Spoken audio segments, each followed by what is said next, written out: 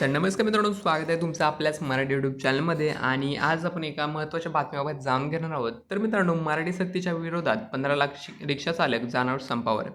तर मित्रांनो, या दिवशी होणार संप. तर मित्रांनो, काय आहे पूर्ण अपडेट या व्हिडिओमध्ये आपण जाणून घेणार आहोत. तर मित्रांनो, राज्यात रिक्षा आणि टॅक्सी चालकांसाठी मराठी भाषा येणे बंधनकारक असल्याचा निर्णयाला विरोध करण्यासाठी राज्यातील 15 लाख रिक्षा चालक संपावर जाणार आहेत.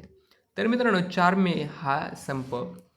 मे रोजी हा संप पुकारण्यात आला आहे. तर मित्रांनो, राज्यात रिक्षा आणि टॅक्सी चालकांसाठी मराठी भाषा येणे बंधनकारक असल्याचा निर्णय परिवहन मंत्री प्रताप सरनाईक यांनी घेतला आहे. 1 मेपासून कडक अंमलबजावणी देखील होणार असल्याचे त्यांनी आदेश दिले होते. महाराष्ट्र दिनापासून विशेष तपासणी मोहीम राबवली जाणार असून नियमांचे पालन न करणाऱ्या चालकांवर कारवाई केली जाईल, असे देखील त्यांनी सांगितले आहे. आता या विरोधात रिक्षाचालक एकवटले आहेत. तर मित्रांनो, Mumbai auto rickshaw men's union या रिक्षाचालकांच्या सर्वात मोठ्या संघटनेने सरकारच्या या निर्णयाविरोधात बंड पुकारला आहे. 4 मेपासून राज्यातील 15 लाख रिक्षाचालक संपावर जाणार असल्याची माहिती समोर आली आहे.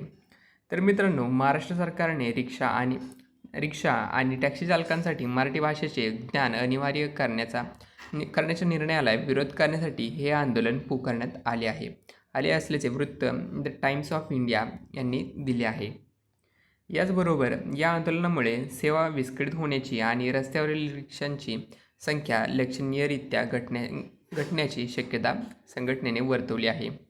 याचबरोबर युनियनच्या नेत्यांनी सांगितले आहे की संपूर्ण महाराष्ट्रातील सुमारे 15 लाख रिक्षाचालक या आंदोलनात सहभागी होण्याची शक्यता आहे. यामुळे एकट्या मुंबई महानगर प्रदेशातील 5 लाख चालकांचा समावेश आहे. सरकारने हा आदेश मागे न घेण्यास दररोज निदर्शन केले जातील, असा इशाराही त्यांनी दिला आहे. तर मित्रांनो, आंदोलन सुरू करण्यापूर्वी युनियन 28 एप्रिल रोजी महाराष्ट्राचे परिवहन मंत्री प्रताप सरनाईक यांना निवेदन देणार आहे. 1 मेपासून हा नियम लागू होण्यापूर्वीच तो मागे घेण्यात यावा, अशी त्यांची स्पष्ट मागणी आहे. तर मित्रांनो, याबाबत तुमचे काय मत आहे ते तुम्ही कमेंट करून नक्की कळवा.